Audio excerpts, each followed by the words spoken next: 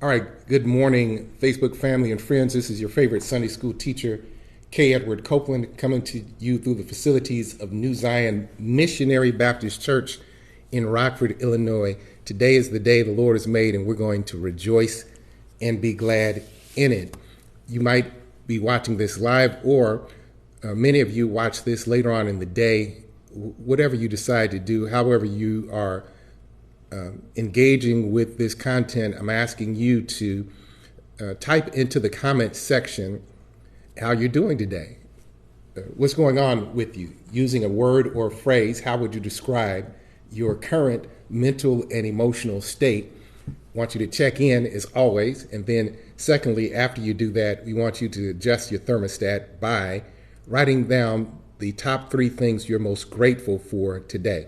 So go ahead and do that. Let's get ready for Sunday school. I'm excited about this little lesson, this little series, actually, we're going through in Sunday school.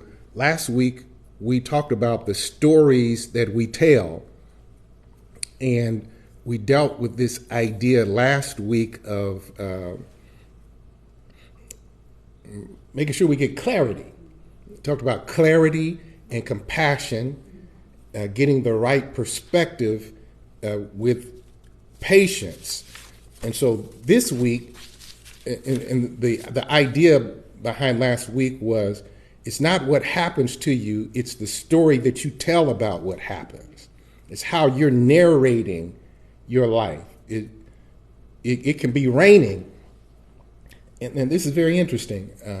I wish I could find the study. I was trying to find it last week, but I remember reading a study where basically they found out that what people talk to themselves about, for example, as relates to the weather, gives an indication as relates to how susceptible they are to depression. What I mean by that is, if when it's raining or when the weather is so-called bad, and you say to yourself, and you take it personally, you say, it's it's going to be a bad day, it's raining, this, that, and that. And you start talking to yourself negative about something you ain't got no control over, namely the rain or the snow or whatever might be happening.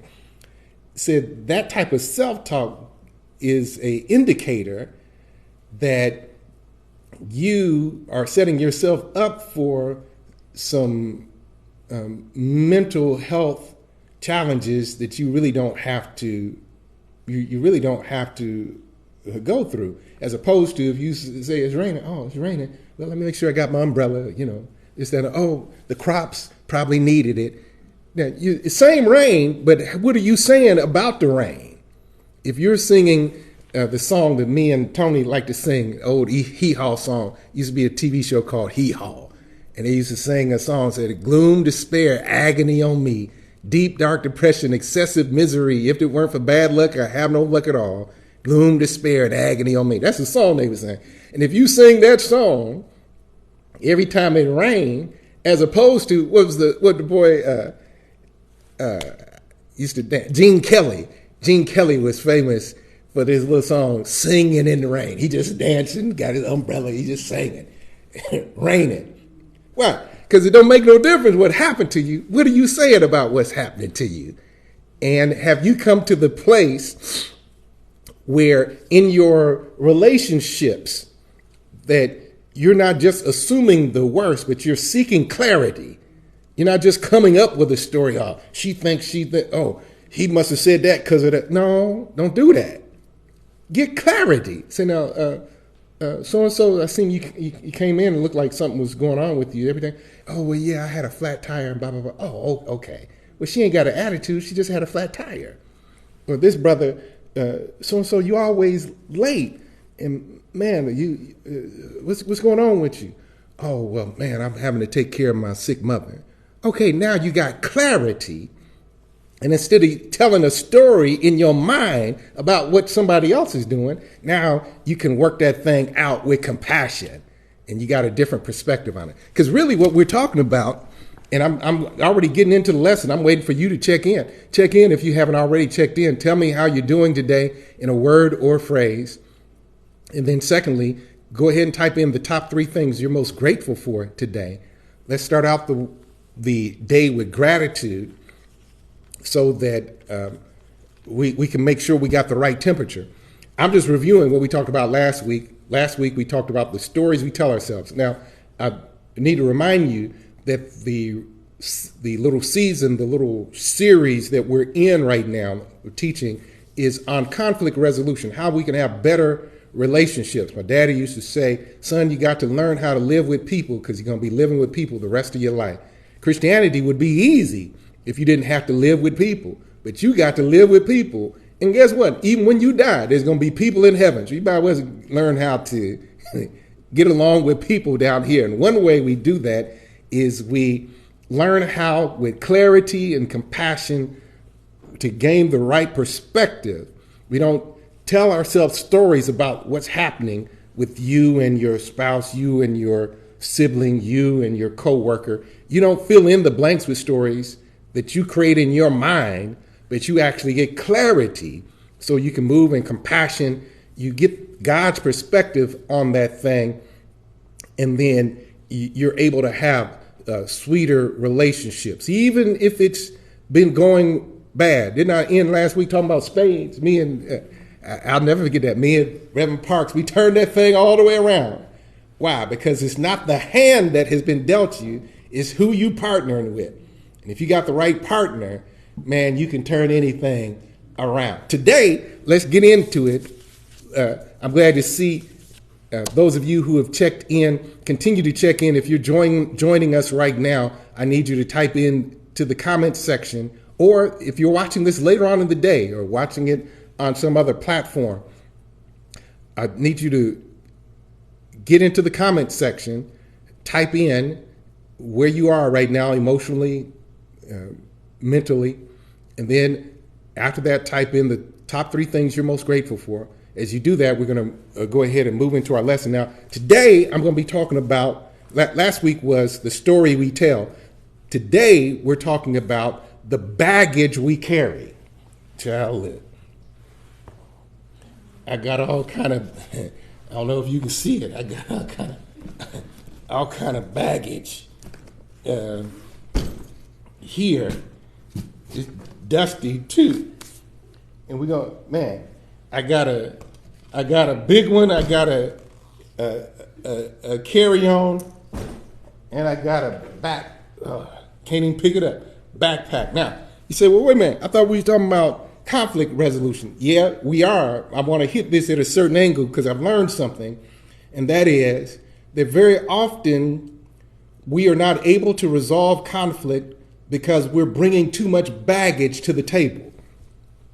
And I want to help you today, if God give us grace, to unpack and repack and to figure out exactly what you need to carry. Now, I want to hit this from an obscure angle today as we think through this piece as it relates to the baggage that we carry.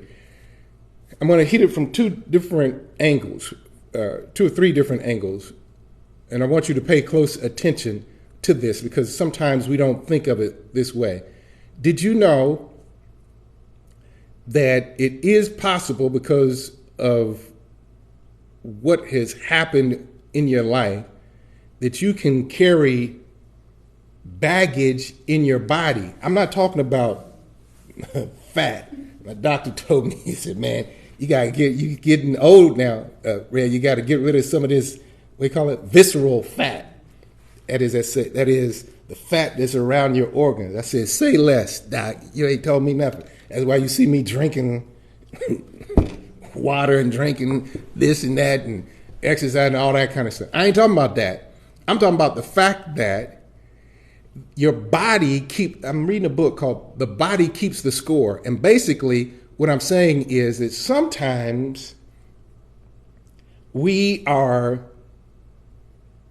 unable to resolve conflict because we are going through some physical things, and the physical and the mental and emotional are tied in together. So the simple illustration of that is, you've seen the Snickers commercials. basically the Snickers commercial said, you're not yourself when you're hungry. Is that what they say? You're not yourself when you haven't eaten. And what do they do on the little commercial? Joker be acting the fool. And they're doing something crazy. And they don't even look like themselves. And then somebody said, man, look, you need a Snickers. And they give the person a Snickers, and then all of a sudden they come back to their real self. That's a simple example to show that sometimes, let's just be clear about this, sometimes because we're not attending to the physical, it is hampering, it is obstructing, it is keeping us from actually resolving something in the emotional and the spiritual. So you don't have difficult conversations when you're hungry, when you're angry, when you're tired. How about this? When you're broke. Why? Because I know broke is not a physical thing, but I'm trying to point out something, that your body matters to God, and it matters to the situation that you're dealing with. So sometimes, depending on the season that you're in within the month, the hour that you're in within the day, if you're a morning person versus if you're evening person, a night owl or whatever, if your blood sugar is low, if you haven't eaten, if you're tired, if you haven't slept. Okay, now whatever it is we're talking about is going to be exacerbated. Why? Because your physical is impeding, it's impacting the spiritual and emotional component that's going in on that situation. That's why it's so important. Listen carefully. Here's all I'm trying to get at is that not just within a season, but long term, how you treat your body will actually impact the quality of your relationships. And so be mindful of that, but not just your body. I'm trying to make sure that we're coming through clearly. Not just your body, and I'm going to give you some scripture on this in just a second, but the baggage that you carry in your mind and your emotions, the baggage that you carry in your soul and your spirit. Now, a few different things on this piece. That all of us, let's go ahead and cut across the field here.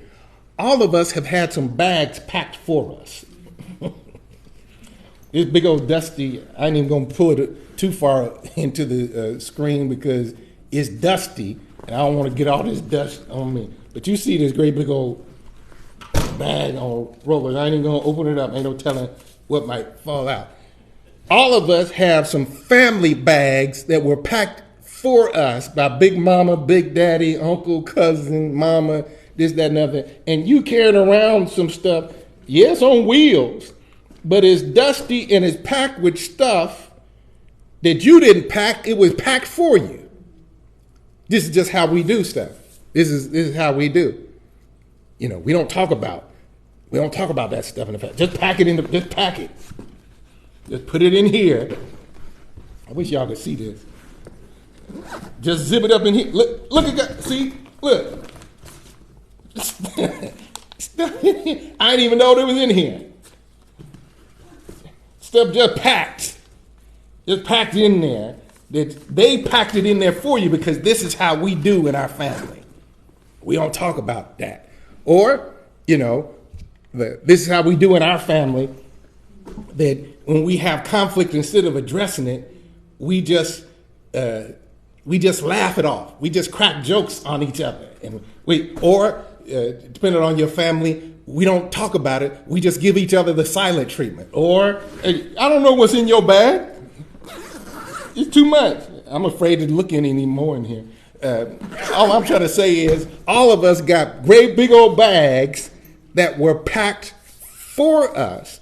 And what I want you to do, and we're going to start working on this now.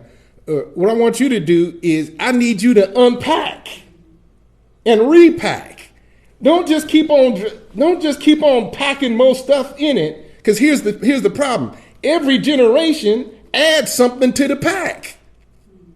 Because what one generation does in moderation, the next one do in excess.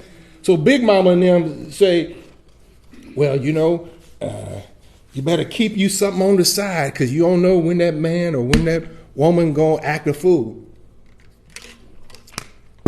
So, don't tell them all the money you got. You pack something on this, pack something in. And so you do that. And then you tell your children, well, you can't trust men, you can't trust women. And now they grow up, okay, that's what mama and them say. And then now they done pack some other toxic something in the bag. And then here they come have children. And now you got successive generations of mistrust, disloyalty, these blankety blanks ain't loyal and blah, blah, blah, blah, all that kind of crazy stuff. And you walking around with you toting a great big old bag and you trying to get where God wants you to be, but you can't because you overpacked. At some point, listen, children, all I'm trying to say, and let's get at this, is that you got to unpack the baggage that you've inherited. You have to audit. Is what I've been told actually true? Now, this is not to cast dispersion on your family or how you're raised. It's just the fact that every family has humans in it, and if there's humans in it, then it's flawed, and it can be made better. And so what we want to do is take a look at the things that have been packed for us, that is through family spiritual inheritance, family emotional inheritance. Very often we talk about generational wealth, and we should strive for that. Not just generational wealth, but generational wisdom. But very infrequently do we talk about generational dysfunction and how we have agency, and I don't have to just keep on carrying the baggage that mom and them packed. They were in a whole different thing. So when they were coming up, they had to listen to some of the talk that I came up with. That, okay, in light of where we were in these yet to be United States, very often corporal punishment was used. Many of us of a certain generation were spanked and all this kind of stuff, and that's fine. You had to go get your own switch and all that kind of thing. But why? Because they said, I'd rather whip you so that cop won't be beating you upside the head. There were certain types of trauma that they had to go through. There were certain things that they had to say and do in order to survive, that now we have to take a look at and say, okay, but does that fit anymore?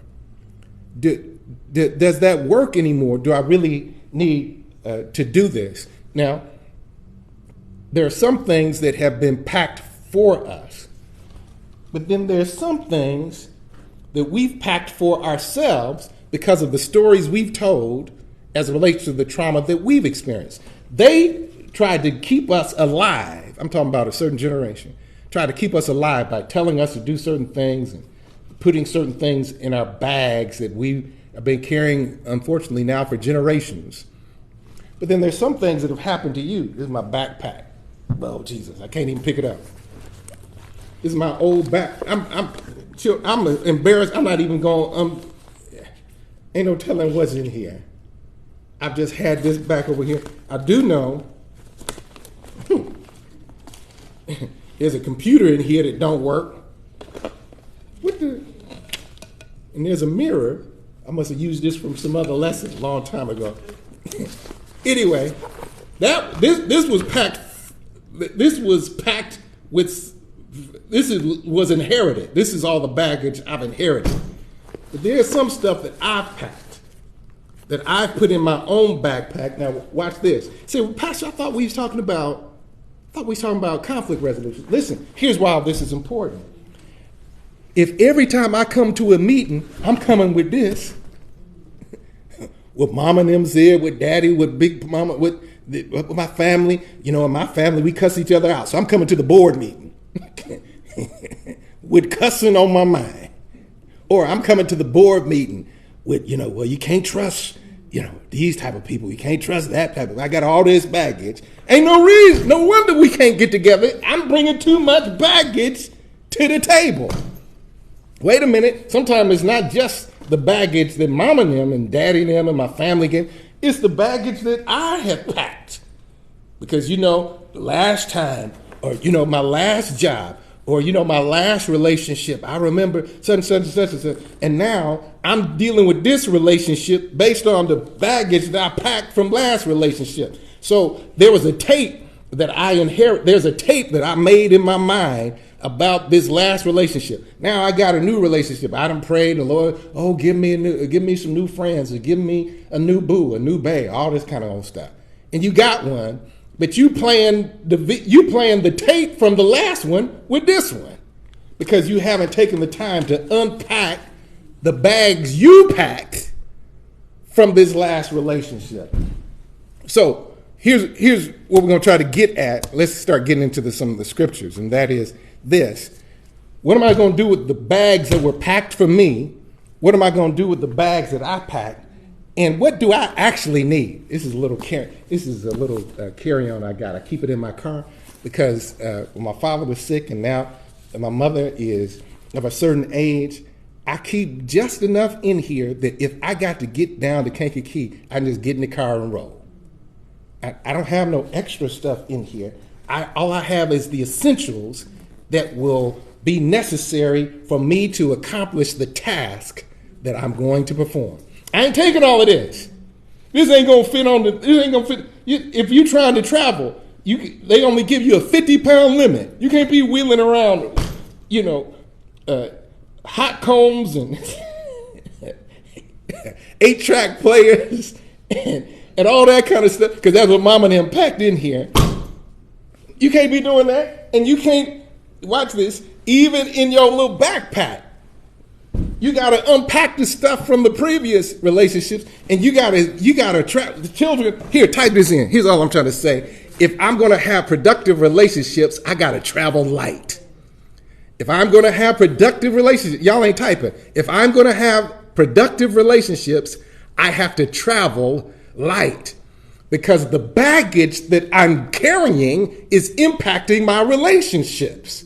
Because I'm coming out of bags that no longer fit me, or I'm using stuff from my own personal experience and carrying it over into relationships. Now, this is something very interesting. This is just a little side note here, and let's get at this. I noticed something here just recently that and this gets back to this thing of baggage in my body. I noticed my right shoulder. I was having some trouble, and matter of fact, had a kink in it, trying to work it out. This, that, and other. Went to my little chiropractor, went to my massage therapist. They work, and then I said, "Man, why does this keep on bothering me? What's the problem?" And then I realized I got a habit of when I put on my backpack, instead of putting it on both my shoulders, I'll just sling it over this right shoulder. And over time, now what I've done has impacted my body. So now I have to retrain myself to equally distribute the weight, as opposed to leaning on one side. Now, you say, well, what that got to do with anything? Well, the same is happening emotionally. Some of the things that you and I have trained ourselves to do is impacting us in a certain way, and because it's impacting us, it's impacting our relationships. And what I'm trying to do is get you to the point where your relationships can be sweeter, where you can have less conflict, and where you can learn how to resolve some things. But it got to start with you unpacking. Now, let's get at the scripture. I'm scripture from here on in. Let's get Bible on this piece. Turn to Psalm 32. I'm going to start walking through this. Psalm 32. I want you to see something about what I was saying earlier about the baggage body connection. Psalm 32, and then we're going to be real practical as we move through the rest of this. Psalm 32, verse 3. This is David. He's writing, and he's talking about the fact that it's a blessing when you got a clean, clear slate with God, when you've confessed your sins and your sins have been forgiven. Look what he says in Psalm 32, verse 3. and 4. Well, really, let's just go 3, 4, and 5. Psalm 32, it says, when I kept silent about my sin, my body wasted away through my groaning all day long. For day and night your hand was heavy upon me. My vitality was drained away as the fever heat of summer. Verse 5, I acknowledged my sin to you, and my iniquity I did not hide. I said, I will confess my transgression to the Lord, and you forgave the guilt of my sin. Now watch this. Sometimes, this is very interesting, and I want you to catch this nuance, because very often we don't hit this from this angle. Sometimes you're carrying baggage in your body because of unconfessed sin, unprocessed guilt. And David says, listen, when I kept silent, look at verse 3 again, when I kept silent about my sin, my body wasted away. Sometimes you can't get right horizontally because you ain't right vertically. And it's actually impacting your body. That is to say, unconfessed sin, unprocessed guilt, that sense of condemnation. When you're not right with God, it actually will impact you physically, let alone the emotional and the mental and all that kind of stuff as you're dealing with other people.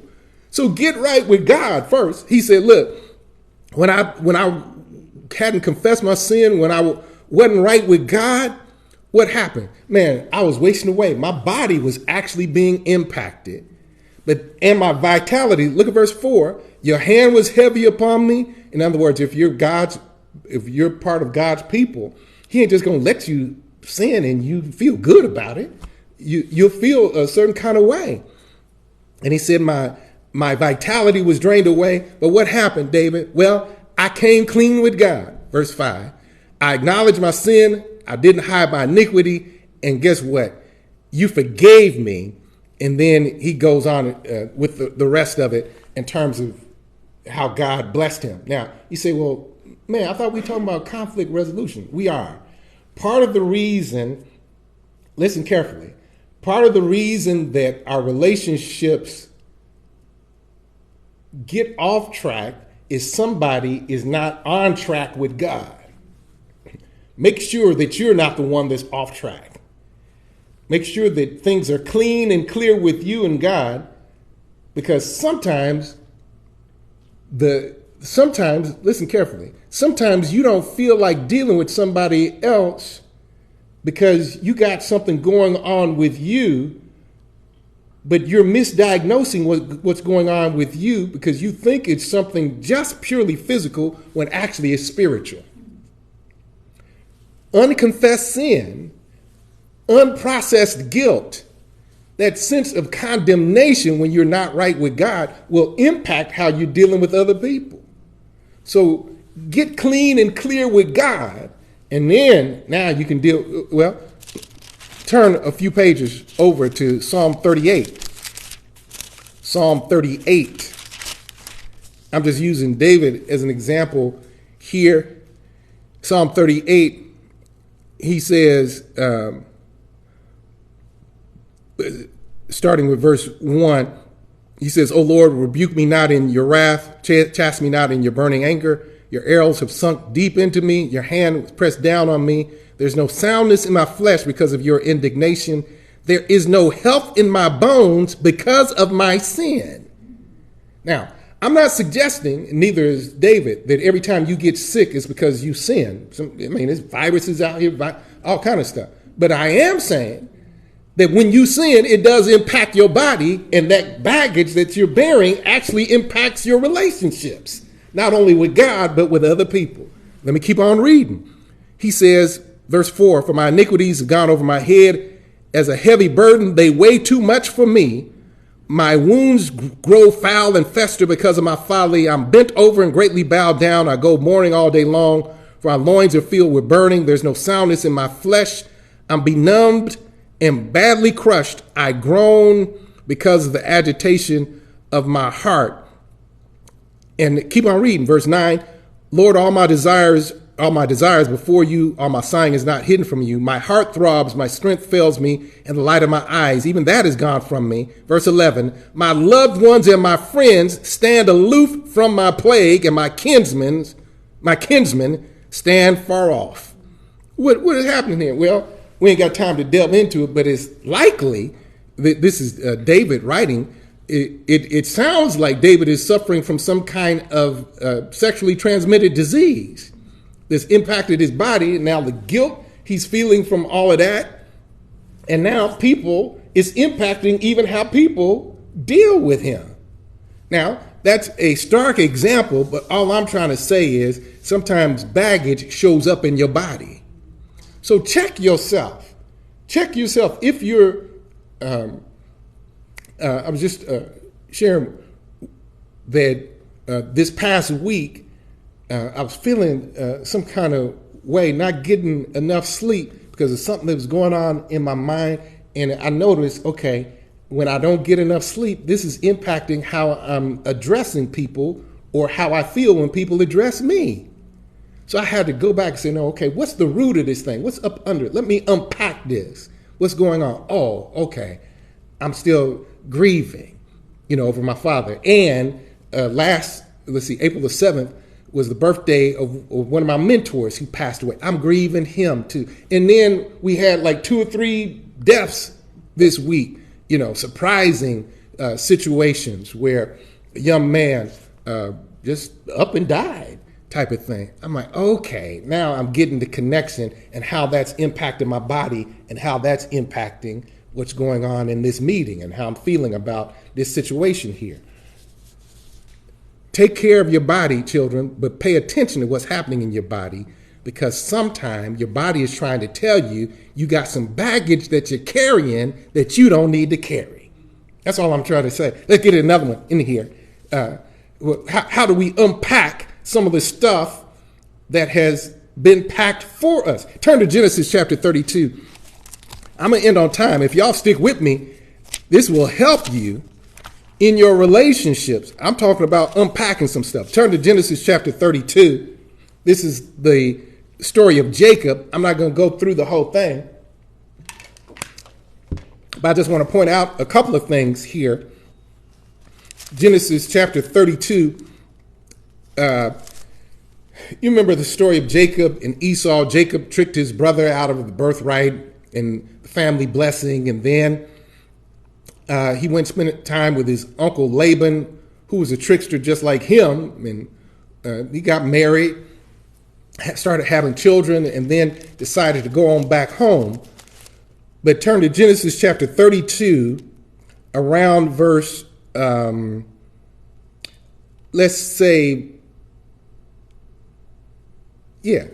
with verse 1 up to verse 7. Genesis chapter 32. I want you to see something. And then let's see if we can't get a handle on this. It says, Jacob went on his way. Hang on a second. My technology is giving me the flux this morning. Here we go. As Jacob went on his way, the angels of God met him. And Jacob, when he saw them, said, this is God's camp. So he named that place Mahanaim. Then Jacob sent messengers before him to his brother Esau in the land of Seir, the country of Edom. Verse 4, he also commanded them, saying, thus you shall say to my lord Esau, thus says your servant Jacob, I've sojourned with Laban and stayed until now. I have oxen, donkeys, and flocks, and male and female servants. I've sent to tell my lord that I may find favor in your sight. Verse 6, the messengers returned to Jacob, saying, we came to your brother Esau. Furthermore, he's coming to meet you, and 400 men are with him. Verse 7, then Jacob was greatly afraid and distressed, and he divided the people who were with him, the flocks and the herds, and the camels into 2 companies. For he said, if Esau comes to one company and attacks it, then the company which is left will escape. Now, what is happening here? Jacob is going to have to unpack some things. Why? Because he remembers what he did to his brother. They old and grown now. And he's coming into the country where his brother lives. And the messenger sent back, say, your brother is coming and he got 400 men with him. So what did Jacob do? He starts telling himself a story. He said, oh, he coming to kill us. So, man, here's what I got to do. I got to pull into my trickster bag and pull out one more trick. So here's what I'm going to do. I'll divide up my family. I'm going to into two companies. So if he attacks one company, if he attacks one group, at least the other group can get away. Now, he's scared. Now, watch this. Turn over to chapter, in that same chapter, down to verse 24. So that's the plan that he comes up with. And here's what God does for him. He said, look, I'm going to have to help this boy unpack some things. Look at verse 24. It says, then Jacob, and I'm still in chapter 32 of Genesis. Genesis chapter 32, verse 24. Jacob was left alone. A man wrestled with him until daybreak. When he saw that he had not prevailed against him, he touched the socket of his thigh. So the socket of Jacob's thigh was dislocated while he wrestled with him. Then he said, let me go, for the dawn is breaking. He said, I will not let you go unless you bless me. Hang on. Here it is right here. I could spend a whole lot of time right here, but let me see if I can't unpack this and then help you move forward in your relationships. Jacob was confronted with his past as he recognized he was getting ready to meet his brother. He started telling himself a story and going back into his old bag of tricks of how he was going to deal with his brother. But in the meantime, he fooled around and got alone. Am I reading my Bible right? Verse 24. Jacob was left alone and somebody wrestled with him. Now, we find out it was the angel of the Lord wrestled with him day and night. All night long, pardon me, until the angel of the Lord had to actually cripple Jacob in order for Jacob to recognize you can't beat, you can't win. And the angel of the Lord said to him, let me go.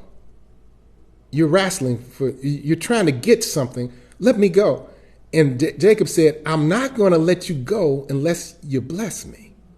Now, that was the key to this story, because all his life, Jacob had been wrestling for a blessing. He tricked his brother out of a birthright, tricked his brother out of a blessing, and now here he is with the very angel of the Lord wrestling. And he said, I'm not going to turn you loose until you bless me. Now, think about this. If you read the story, the previous chapters, Jacob has already been blessed. Matter of fact, God, he had made a deal with God. He said, man, if you bless me and let me make it safely back home, and if you give me what I need, then I'm going to serve you, and I'm going to give you 1/10 of everything that I own. And God blessed him there, and he named the place Bethel. God had already blessed him throughout his life, but he was still struggling for something, still trying to attain something that God was giving to him freely. You know, you can read the rest of this story. Basically, God changed his name from Jacob to Israel, because Israel means that you've wrestled with God and succeeded. And what happens is, because here's the point, what happens is that on the next day, he actually encounters Esau. And when Esau encounters him, look at chapter 33, the first 4 verses. Jacob, after he had wrestled all night long for his identity, after he'd got clarity about what he actually wanted in life, and that was to be blessed, and when he recognized that he couldn't get what he wanted by wrestling, that it was something that God had to give him, and that in fact God had already gave him. Look at what happened. Genesis chapter 33, the first 4 verses said, Jacob lifted up his eyes, and behold, Esau was coming, the very thing that he feared, with 400 men with him.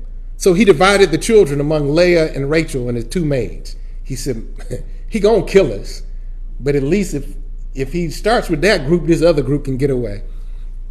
Verse 2, he put the maids and their children up front, Leah and her children next, Rachel and Joseph last. But he himself passed on ahead of them and bowed down to the ground 7 times until he came near to his brother. Then, verse 4, then Esau ran to meet him and embraced him and fell on his neck and kissed him, and they wept. You got to see the scene. Jacob sitting there trembling. He done wrestled all night long with an angel of the Lord, said because he wanted a blessing.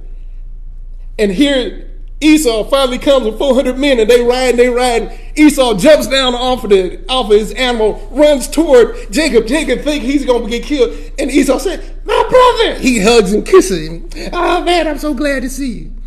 The thing that Jacob had feared the most did not come to be, because he feared it because of the stories that he was telling himself, and he had not unpacked his own guilt. He hadn't unpacked the fact that I did my brother wrong. When in point of fact, Esau had already unpacked all of that stuff. If you read it, look at verse 8. Esau said to me, man, what do you mean by all this company which I've met?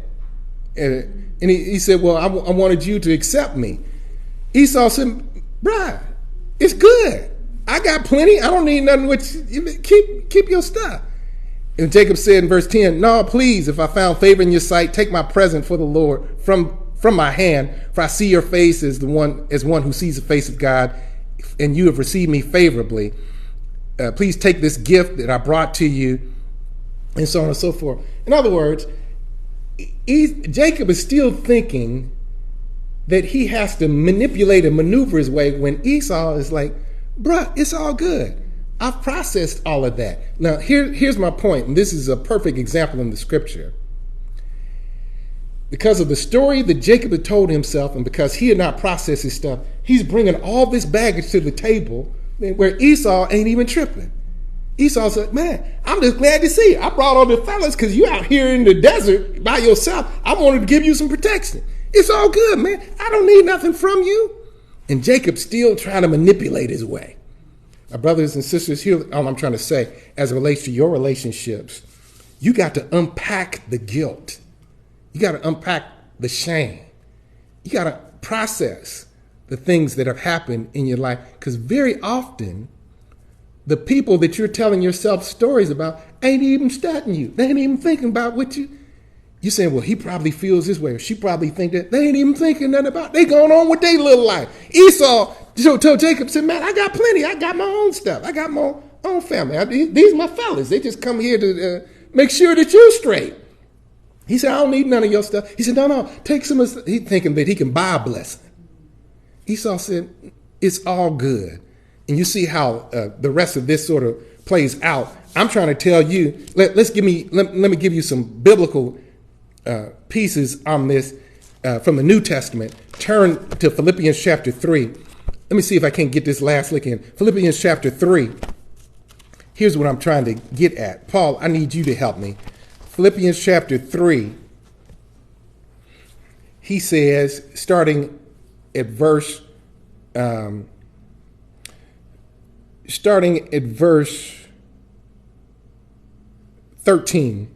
Philippians chapter 3.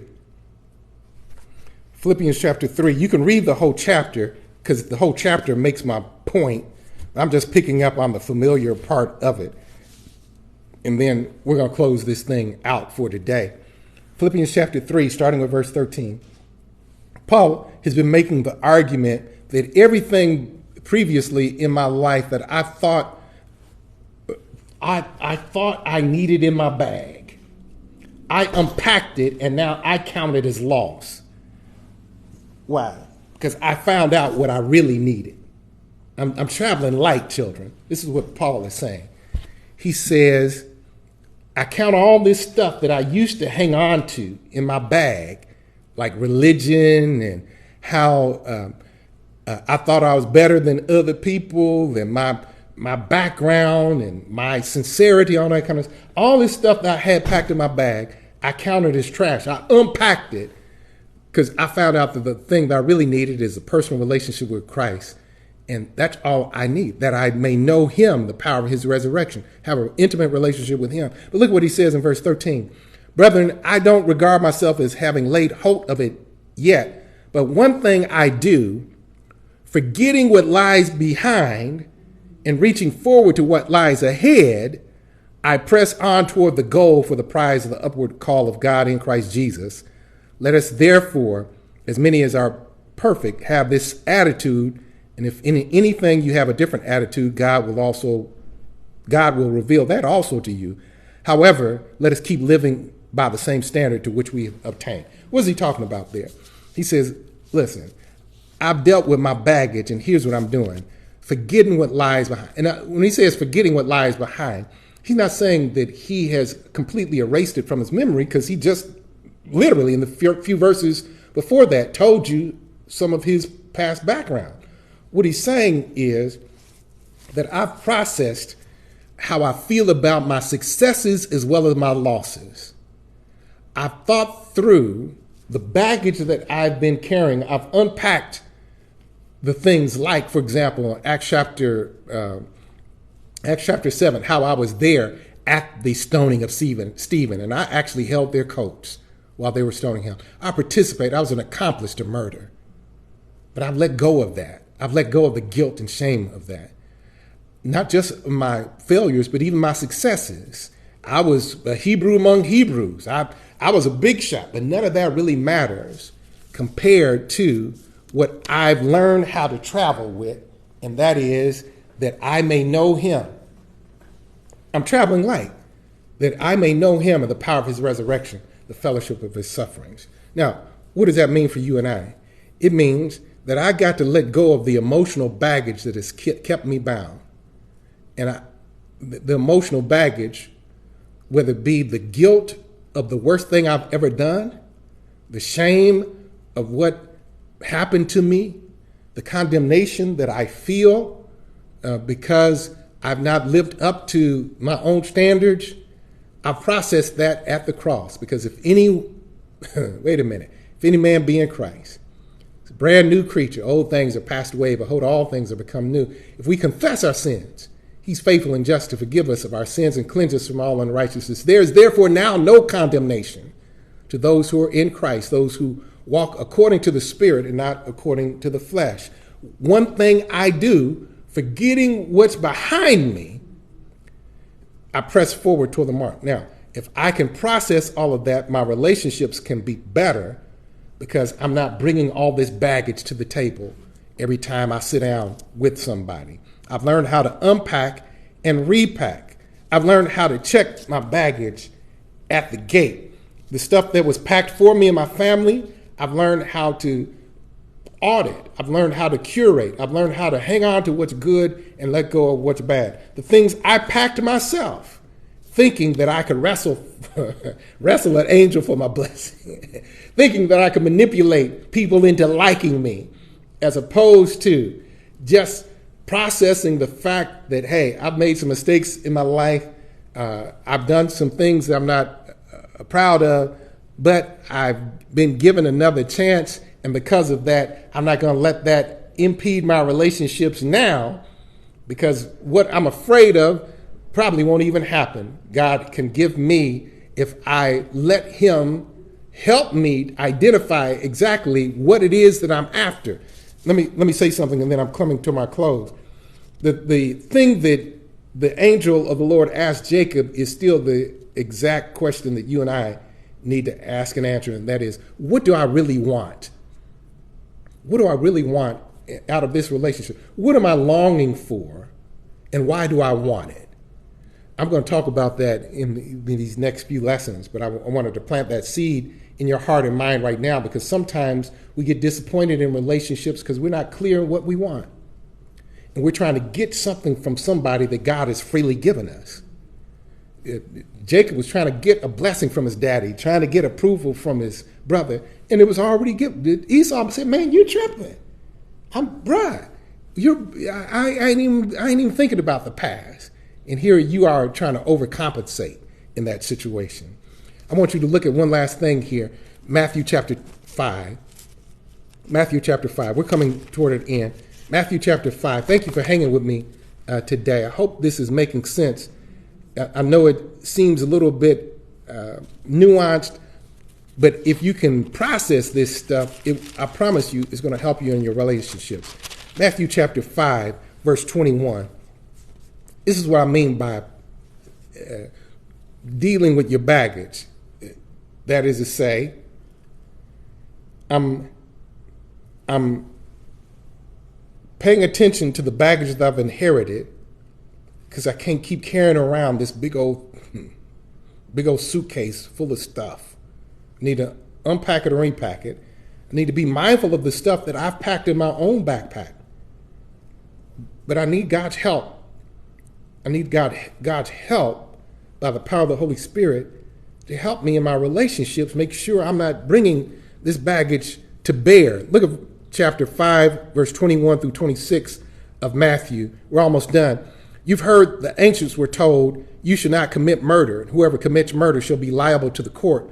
But I say to you that everyone who is angry with his brother shall be guilty before the court. Whoever says to his brother, you good for nothing, shall be guilty before the Supreme Court. And whoever says, you fool, shall be guilty enough to go into the fiery hell. Therefore, if you're presenting your offering at the altar and there remember your brother has something against you, leave your offering there before the altar and go. First be reconciled to your brother, then come and present your offering. Make friends quickly with your opponent at law while you're with him on the way, so that your opponent may not hand you over to the judge and the judge to the officer and you be thrown into prison. Truly, I say to you, you will not come out of there until you've paid the last cent. Now, what is Jesus saying here? He's talking about this issue of baggage between brothers and sisters and how you can't hold on to emotional baggage because it's impacting your worship. Now, think through this. What he's saying here is saying, now you can be in church, in the worship setting, about to offer up your offering. And if you remember, verse 22, if you're presenting your offering at the altar and there remember your brother has something against you. Wait a minute. That ain't fair. But I'm just responsible. I got something against him. Say, no, that ain't how that works.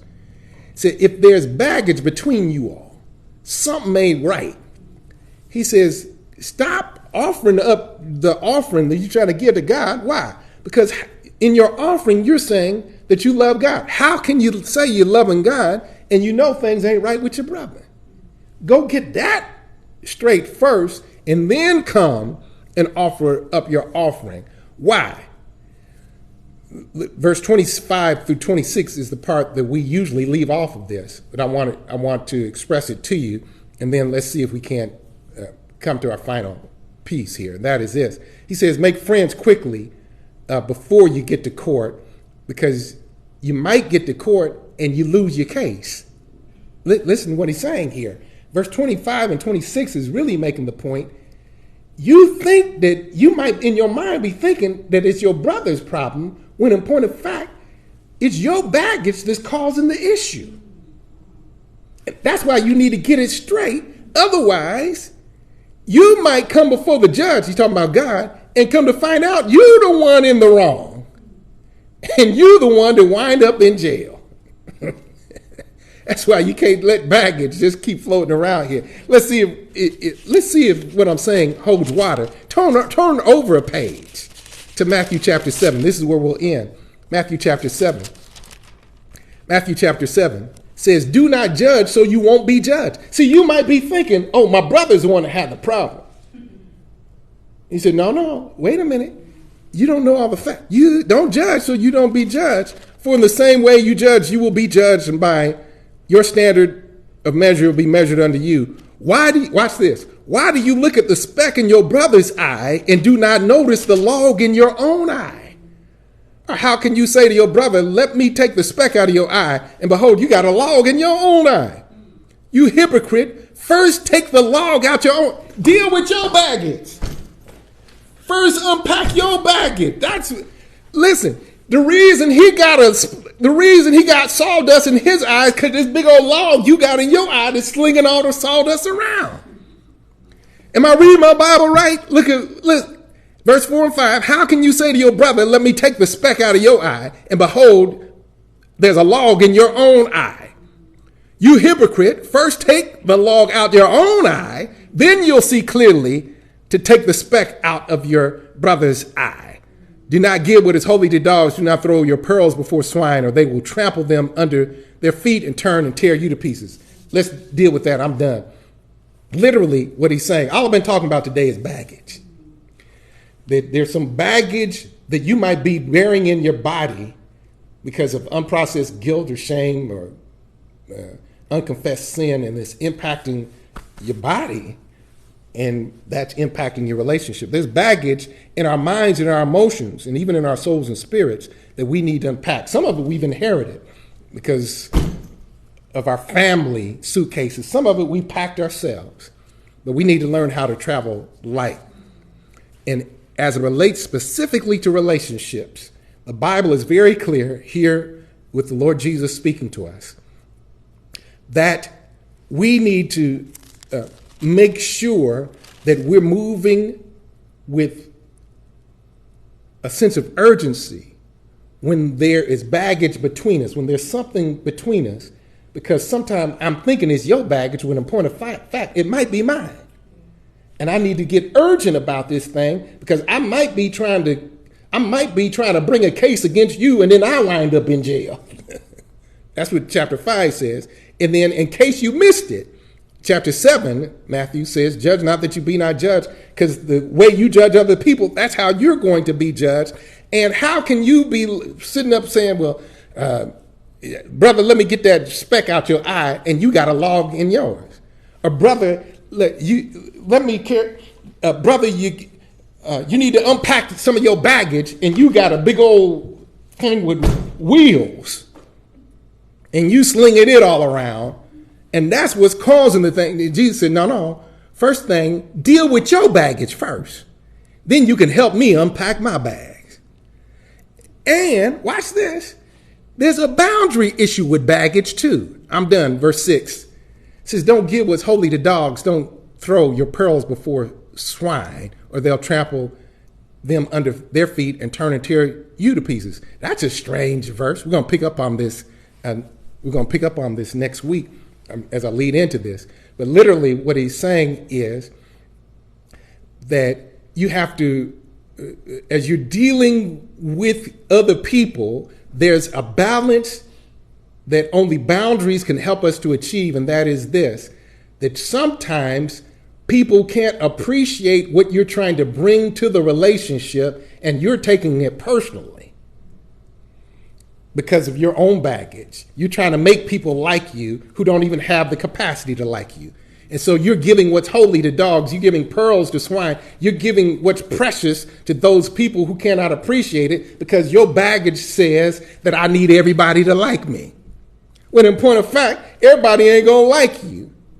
And that's where the balance is. That you got to make sure that your baggage is not causing the problem, but at the same time, you got to recognize that there might be some baggage you're carrying along with you, like Jacob. I want everybody to like me. I want to get a blessing. I'm not going to let you go into, matter of fact, I'm going to trick people out of their blessings because I want a blessing so much. When God is saying, bruh, here, you're already blessed. I'll give you freely what you're trying to struggle for.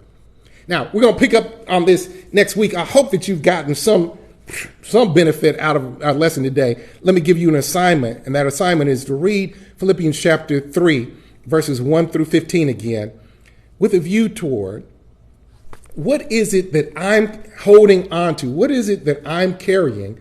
What is it that I have yet to unpack? Let me say it this way. What is it that I really want from life, and why do I want that? Paul unpacked all of that, and he finally realized what I really want is not so-called success or to be liked or to have significance in other people's eyes. What I really want is, I really want an intimate relationship with God so that I can partner with him in ministry. That's what he came to. But what do you really want? Now, I think, I don't have my sheet before me, but we've talked about the stories that we tell. Today we've talked about the baggage we carry. Next week, we're going to talk about the lies that we believe. I'm going to help you unpack some lies that have kept you from moving forward in your relationships and keep you from moving forward in conflict resolution. Your assignment is to read Philippians chapter 3, verses 1, did I say 15? Yeah, 1 through 15. And I want you to ask God to help you to answer the question, what do you really want? And why do you want it? We'll pick up on it next week. I hope that you've been blessed. We're looking forward to a great day of worship today. I think at 3 o'clock we'll be over at Jerusalem Baptist Church. So if you can't join us at 10, join us at 3 over there. Either way, I love you, but God loves you most, and I'm looking forward to seeing you soon.